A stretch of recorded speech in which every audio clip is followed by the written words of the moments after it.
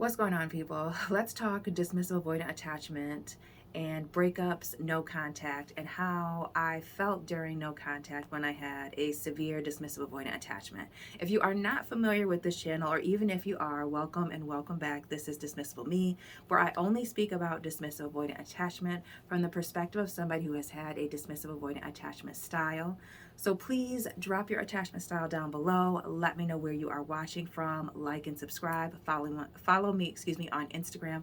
All of my links are down below in the description box. Share these videos and check the playlist and the community tab as I update there pretty frequently, as well as Instagram. Family. Getting into this video about how someone with a dismissive avoidant attachment feels after a breakup and during no contact. After a breakup, it doesn't matter whether I have decided to walk away or the other person has decided to walk away. I am always relieved. There is first the sense of relief that a situation is over, because there's tension at the end of a relationship, whether it's a friendship or a romantic relationship, which that's what most people that are here watching my channel want to know about romance. But sometimes you gotta break up with your friends too. So, but at the end of the breakup, it's relief. Like, whew, that's over. That's done with. I can move forward. I no longer have to focus or think about this particular thing anymore. Now, me personally, if I'm sad about it, like I haven't already gotten over it before the actual grand finale, then I'll give myself time to feel bad and, you know, go through all the feelings and the emotions. But typically I'm moving right along, right? Like I still, and I said this in one of my previous videos when I talked about no contact, is just because we are no longer friends, just because we broke up, I still have to wake up and work out in the morning. I still have to go to work. I still got to brush my teeth. I still got to put, my life still continues to go on. Doesn't mean that I'm not hurt. I'm not sad, but I tend to just keep things moving. First, I'm relieved, moving forward, leaving this situation behind me. Again, may feel sad for a little bit, but mainly I'm just focusing on what's coming next, what I'm doing right now and moving forward.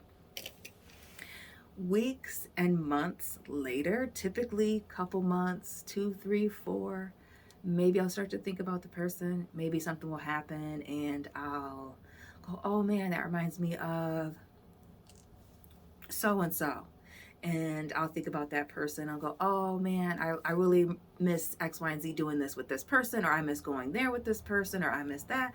Like, but it definitely takes me weeks. It's like, I'll say this. Typically, if somebody's going to reach out to me, people have usually reached out to me multiple times before I ever considered reaching back out to them or reaching out to them. Especially if I have decided to walk away, in the instances where I have decided to walk away from a relationship of any kind, I'm not coming back. That's it. I've already thought about, before ending the relationship, all of the consequences of ending the relationship. And especially if we're talking about going no contact, something so extreme, I'm done.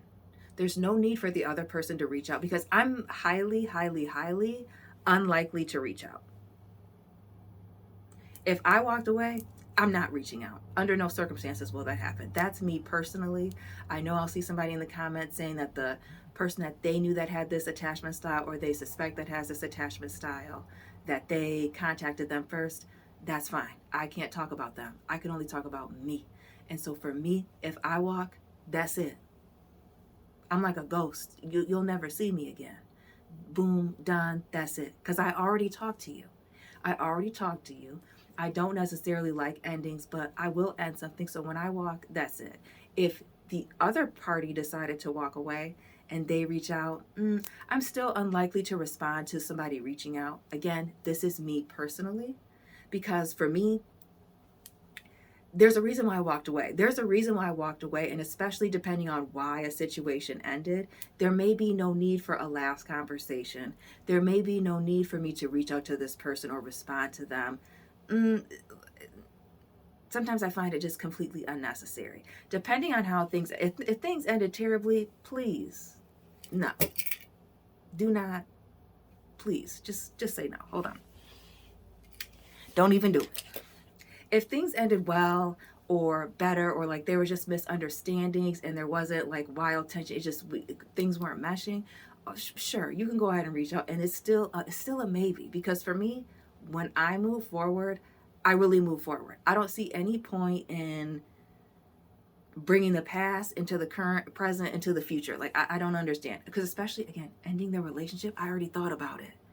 Just because you walked away doesn't mean that I didn't think about the situation ending. So for me, no contact is an extreme, though I will say that if I date you and it doesn't work out, I'm going no contact. It's highly unlikely that I'm going to reach out. Just period. I've made the decision to just move forward. I don't want to see you. And then it's not like I don't want to see you. It's respectfully, I don't want to see you. I don't want to talk to you. I don't want information about you. I'm not checking to see what you have going on. I have really moved on.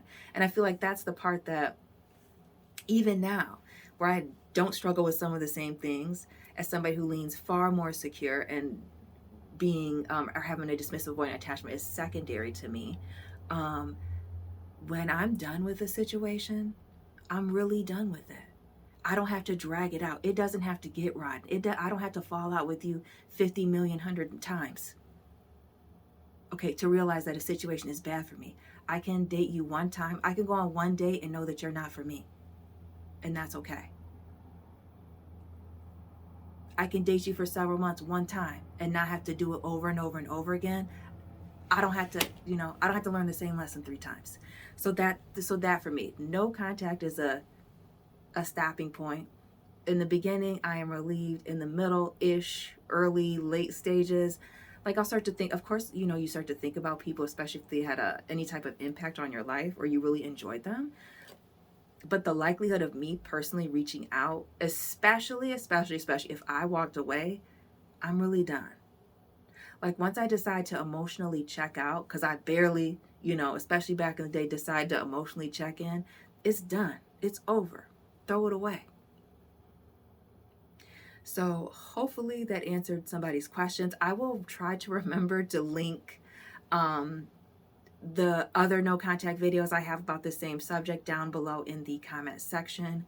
Please let me know what resonated for you as somebody who has a dismissive avoidant attachment style. Drop your attachment style. If you are not, like, subscribe, share, check the playlist, find me on Instagram.